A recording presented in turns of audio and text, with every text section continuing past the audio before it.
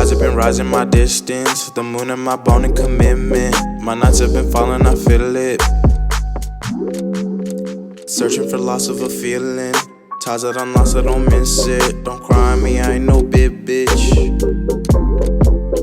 Tides have been rising my distance, the moon and my bone and commitment. What is up, Concise Conversation family? I hope everyone is doing well today on this fine Thursday, the 8th, the 9th. It's my mom's birthday. It's the 9th today. Today I'm here with one of my friends from back home, Pennsylvania, and we're gonna have a conversation.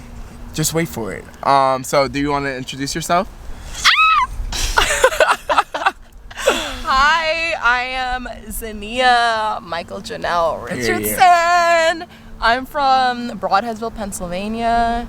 And now we are here. I'm here in California. Yes, we are. We are spending the day in Inglewood, California today. And yeah, we're just going to have a conversation about our journeys and how we even got to California and what that process has been like for really our whole lives, you know? Yeah. So both of us are from Pennsylvania, like we said, Broadheadsville. We went to the same high school, but all the way school, really. All the way. All the way. And we've both always had a dream of going to California for such a long time. Since mine was like 4th or 5th grade, I remember. It was such a long time, and it was a dream of ours for a while. And now that we're both here, I figured that we should talk about that experience because I feel like it's very unique, especially coming from that small town in Pennsylvania. Like, for us to both end up here is once in a lifetime. Everybody stays on the East Coast. Exactly. I mean, if not Pennsylvania, the still East Coast. over there, you know. So us coming over here is definitely a different experience. So talk about why you wanted to come to California, and then what the journey from Pennsylvania to California was for you. Okay. So my grandpa is actually from LA, or lived in LA. Mm-hmm. So growing up, whenever we would visit him, we would come out here to Inglewood. But my dad liked to stay in San Diego. Right. And I love the beaches. I love the warm weather. That's always something I've been hella attracted to. And that's not, you don't get that in Pennsylvania. You do not get that at all. Snow and rain. Shoveling driveways. Yes, exactly. Not fun. Not fun. No. Not fun. So growing up, it was always California. Right. And my passwords were California associated. Everything was I just knew I was going to be here one day. And in high school, I thought that I would be going to San Diego State or UCLA was a big dream, but shit's rough. the grades weren't adding up. They weren't adding up. The calculation. No, it was not. 2 + 2 = 5. I don't know. So after my senior year, I did apply to I think I applied to San Diego State and UCSD, but I got denied. But then also during that process, I was thinking about is college, is this even something that I really want to do, or just something that I'm doing because it's being kind of forced upon me? Right. So I ended up moving out of my hometown to a city 20-30 minutes away, and over quarantine, the plan was always California. I was gonna get here one way or another. It was just figuring out when and how, because it costs money. It does. It's Gratefully, expensive. COVID happened, and we were getting that unemployment at $600 a week. That shit was nice. I got so much money from unemployment, bro. Fuck. I'm not even gonna say the number, but a lot of money. A lot of money. We're talking a lot. money.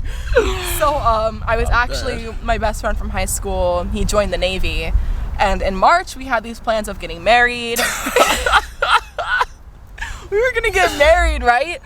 And I was going to move out there. We were going to have our own place. But that fell through because he was having second thoughts. Because, it would be, a fraudulent marriage. Right. We're both... You're on camera, remember that.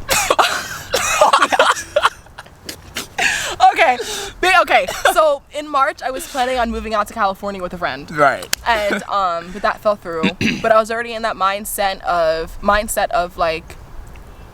I'm going there, it's gonna happen. And I also feel a lot of the reason why I was a lot more determined to actually get out here was because there had been so many false alarms with me telling people, I'm gonna move, I'm moving to California.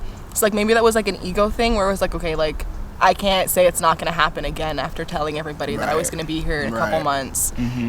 So I had joined a bunch of Facebook groups for housing in San Diego, because San Diego is where I wanted to be.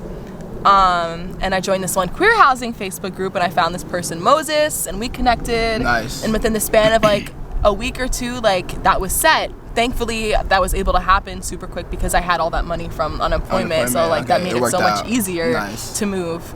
And then here I am. Nice. We got here. We love it.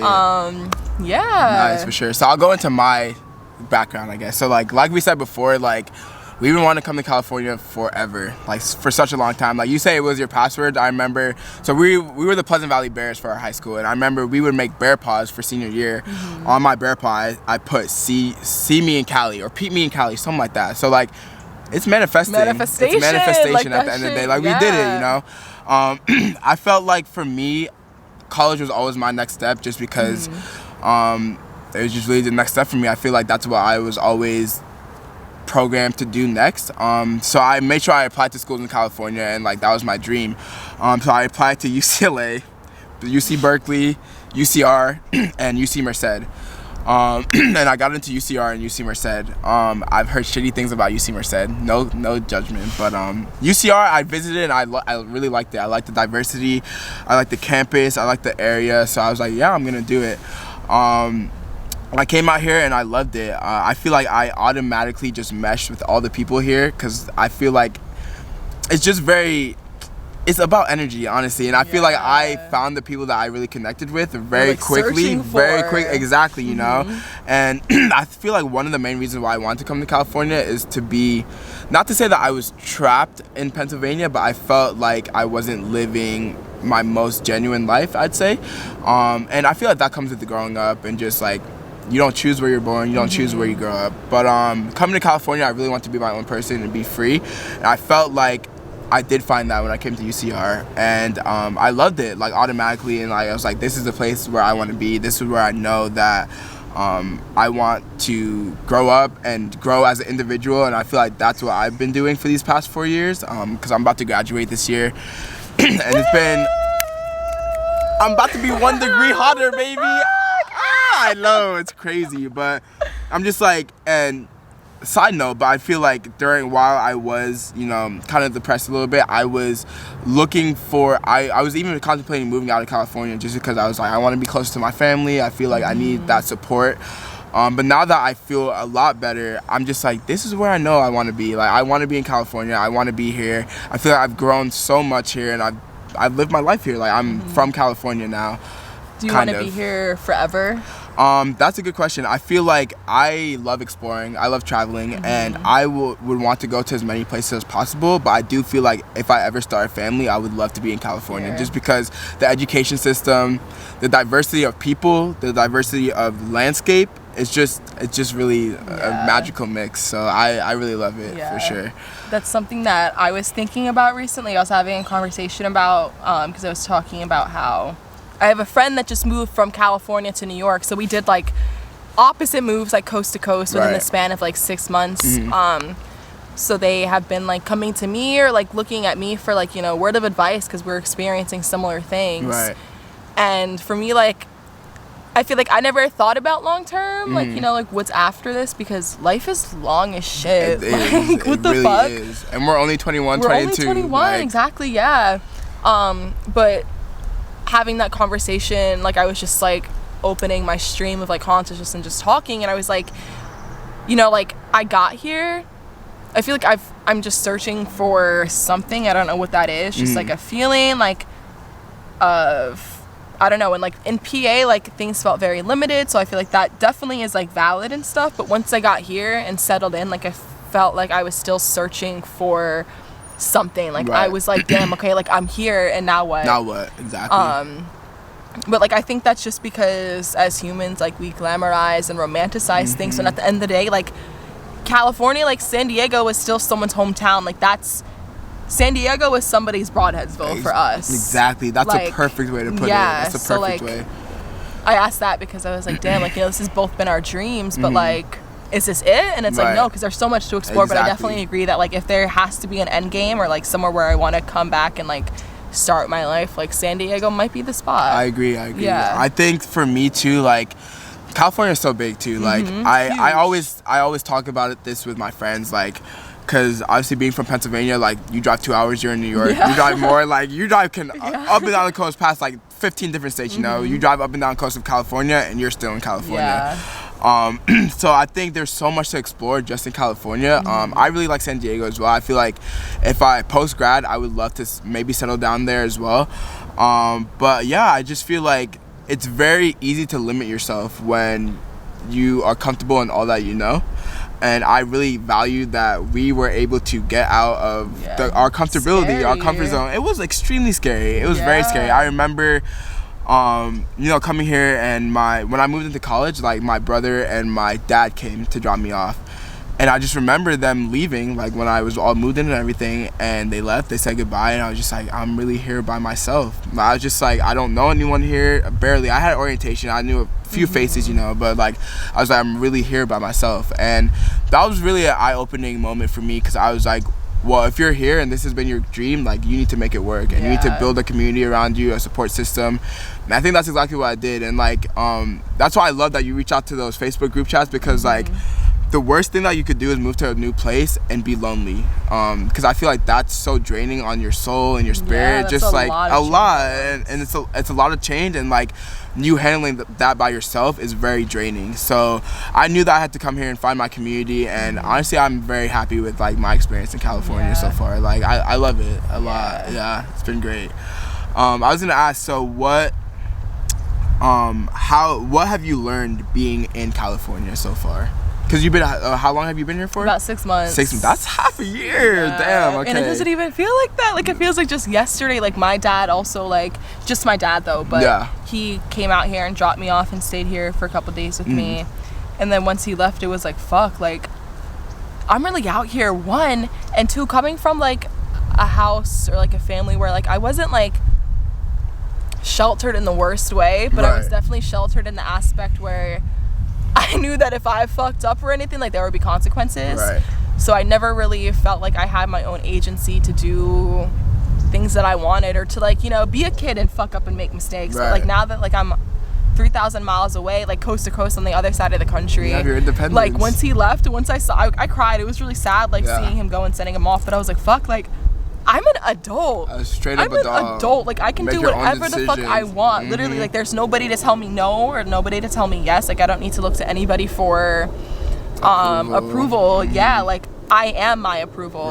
So I feel like that's something big that I'm learning and still learning, because I do have like codependency issues. I do have like boundary issues, but I feel like I feel like those all come into play in like the same lens. Like they all intersect. But things that I've learned that I'm my own person and I have my own agency. I'm in control of like my autonomy and shit.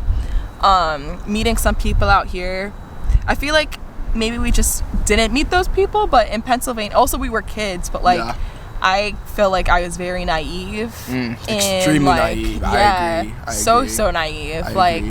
And like coming out here made me furthermore like, because I was having those thoughts already, but like the world is like a real place, and like there's like I was saying earlier, like these are all just places with people that are like kind of like going through the same motions and problems that we are. But I've learned that there's community out there. Like there you will find your people. Like maybe not in where like the place you are now, but you got to move around and like find them if that's something that's important to you. Like I feel like the biggest thing that like has impacted me that I've learned is that like it's okay to be who I am. So I feel like where we grew up, like being queer and like especially like being black too, like a person of color, a double like whammy, bro. It's a huge fucking double whammy, and it's like where do you look to for like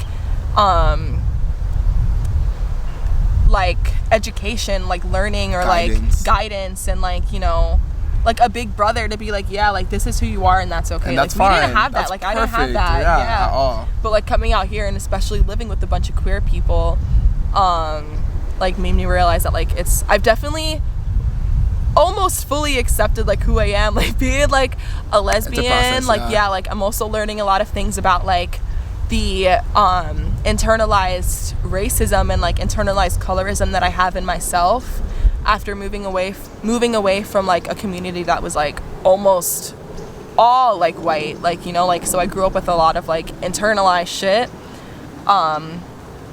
And yeah, I'm learning a lot about that. Yeah. I feel like also like moving away from my family has allowed me to broaden my thinking and not be so worried about what they would think about how I think about certain things, because like at the end of the day, like your family's not gonna agree with you on everything, and that's okay. Yeah, I feel like, okay, yeah, you brought up a lot of great points that I can really relate to. I think number one is the independence that you gain moving 3,000 miles away. Like, even for something as basic as tattoos and piercings. Like, I came to college with my earlobes pierced and my nose pierced.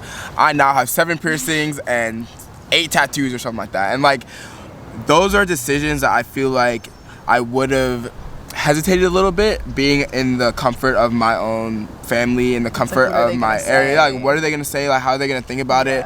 And I feel like that really skews your real identity, or like the real choices that you want to make, because like you should never, of course, I'm not saying this with all decisions, because like sometimes getting feedback from people is super important. Like, we're living around other people. But when it comes to your identity and choices that you want to make about your own life, you are the ultimate decider. And I feel like that's something that you don't always learn being in the comfortability of your own of your own place, of your own, where you grew up and your family and everything. So I feel like I gained a lot of independence, a lot of self-growth and self-acceptance coming to California, especially like you're saying, being queer and not really finding acceptance in Pennsylvania and like a community that I could be like, oh, like these are my people, and I really mess with them and I really feel comfortable around them. I do think I was living my genuine life in Pennsylvania, but I think that that genuine feeling, I feel like was very scripted. It was very, very doctored because of our environment. And I think not only moving to California, but really moving anywhere, like, gives you that ability to make yourself your own person and make yourself who you want to be and live that 100%. Because I was even talking about that in another video. Like, life is way too short for you to be living for anyone else. So short. Way too short. You need to live for yourself to the fullest. And I think that's one thing I really learned coming to California, and just being away from my family, of course, but like just my comfort zone. I think that's the biggest part. Like, I moved out of my comfort zone and I saw what I was really made of, and then you can work with those pieces and you can move forward. I think like when you were saying that, it made me think of our conversation earlier about people pleasing and how like that's just so like ingrained in me that like I'll do things that I don't want to do, or I'll not necessarily agree with, but not like state how I really feel about some things, because it's like, oh, like I don't want this person to not like me, or like, you know, like feel some type of way about me. And I feel like that's also because I grew up in a home where like I was never allowed to state my opinions. Like, I was never allowed to like be any emotion other than like happy without it being a problem. So like definitely like moving away also gave me that sort of independence where it's like, okay, like my opinion is my opinion, and that's okay. Like you were saying, like if you like it, that's cool, but if you don't, then like it's okay, because there are other people. There are other people that are gonna like me and accept me for who I am and the beliefs that I have. Straight up. And I feel like especially moving away, you get to build your own community, like we were talking about before, and chosen family. A chosen family, exactly, because like we said before, like you don't choose where you're born, you don't choose your family, you don't choose the environment where you grow up in, and I feel like moving out gives you the ability to choose that, and I think that's so important, because you want to be somewhere where you're comfortable. You want to be somewhere where you feel accepted and you don't feel lonely, because I feel like loneliness is one of the worst feelings for any human to feel. Not having that human connection, not feeling like you can be comfortable being yourself is so lonely and so debilitating at times, where you don't even know yourself, you know? So I feel like California definitely gave me that environment where I was like, I'm figuring out who I am. I feel like a lot of people around me are figuring out who they are, and we can do this together, and I can decide who I want in my life. And I think that's a really big part of growing. That's a really big part of finding yourself, and that's a really big part of living a happy life, because if you're not living as your true identity, then it's not happiness. I don't think it's real genuine happiness, you know? Something that I thought about quick was like when you were saying about like how like loneliness is like one of the worst things you could feel. And something that I think about a lot is how hard we make life on ourselves because we're so scared to be vulnerable and open about those shitty feelings. Because, like, you know, obviously when we're happy, we're gonna thinking about like social media, of like course, how we put the good things out there, but it's like we are all human, like we all go through the same motions in different ways, but like we make it so hard because we hide that and try to act like that shit doesn't happen. So like it's like we feel like, you know, I have felt sometimes like there are people that I can't connect with, or that like I'm the only one feeling like this, but there's billions of people on this planet. Like we are, as alone as we may feel, like we're really not alone. I feel like it would really help if we opened those conversations and like started being honest and vulnerable with each other, because that would really like eliminate so many things. And that's why I have this YouTube channel. I feel like you're saying it perfectly. I feel like not everyone has the opportunity to be vulnerable because a lot of identities are not accepted, and like we're saying again, you can't choose your family, and sometimes your family doesn't accept you, and that's shitty. Like straight up, that's shitty. But that's why I want to have this platform where people can share who they really are, and they can connect and see people like me and you and say like, wow, those people could be my friends. Like I love those people, and like I feel like I could really connect with them and chill with them, you know. And I feel like not everyone has that friend, not everyone has that support system where they're like, I feel comfortable being my most vulnerable self with this other person. And again, like I'm saying, like I feel like hiding yourself and hiding that vulnerability really eats you up inside, and it makes you feel sick, it makes you feel disgusted with yourself, it makes you resent yourself because you don't feel like you're living a proper life. And I would never want anyone to go through life feeling like they didn't do it right, because at the end of the day, like whatever you believe in, you only get one life. You only get one terrestrial life on this planet, I think. And I feel like everyone should live it to their fullest capabilities and exactly any way that they want to, you know? So I do think that, like, I don't know what I think. Like, there's just so many possibilities, so I don't rule anything out. But I like what you said. But don't fully agree with, because like, but like, so let me explain. So, like, go for it. You said like we only have one life, like we only have this life, and I think that we might live multiple lives. Like it's hard for me to wrap around the fact that like this might be our only life here on this earth, but then also it's like we don't know like what else is out there. But I do think that like we have this one life, we have one life in the sense that like I'm me once. I'm Zahnia, like in this skin one time. So it's like, I definitely agree with that. This is like a very unique experience, as like yours is, as everybody is. Like they're all unique and special, and like we need to take advantage of that and do exactly what you want to do and say exactly what you want to say and mean what you say. Exactly, and own it. Say it with your chest, like the whole chest, chest, like baby. Yes, I am me, and that's that. I am proud. Perfect anywhere that I am. Yes, I love that. Wow, that was a great conversation. I'm gonna keep it short because it is concise conversation, but I loved having Zahnia on. This is our first time hanging out since we both literally she's been here for 6 months. I've been here for going on 4 years. What the hell? But I'm so happy. Now. It's so happy, and it's gonna keep happening. The ball is rolling. It's rolling, and it's going downhill. Yes. But thank you guys all for tuning in. She will definitely be back on here. But I hope you all have a great day, and peace out.